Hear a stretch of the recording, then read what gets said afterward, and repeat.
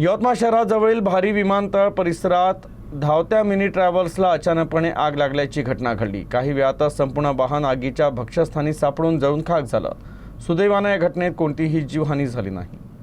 वर्धेकडून नांदेडकडे जाणारी mini travels Yavatmal शहराजवळील भारी विमानतळ परिसरातून जात असताना अचानक वाहनातून धूर निघू लागला।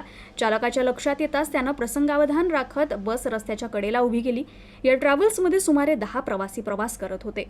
बस थांबताच सर्व प्रवाशांनी तात्काळ बाहेर पडत जीव वाचवला। आग इतकी भीषण होती की काही वेळातच संपूर्ण ट्रॅव्हल्स आगीच्या भक्ष्यस्थानी सापडून जळून खाक झाली।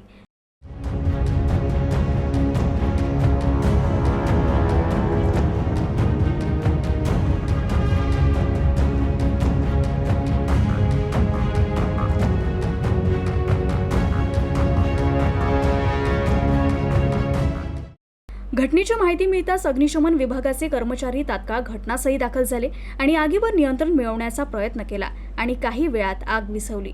या घटनेत कोणतीही जीवितहानी झाली नसली तरी ट्रॅव्हल्स पूर्णपणे जळून खाक झाली।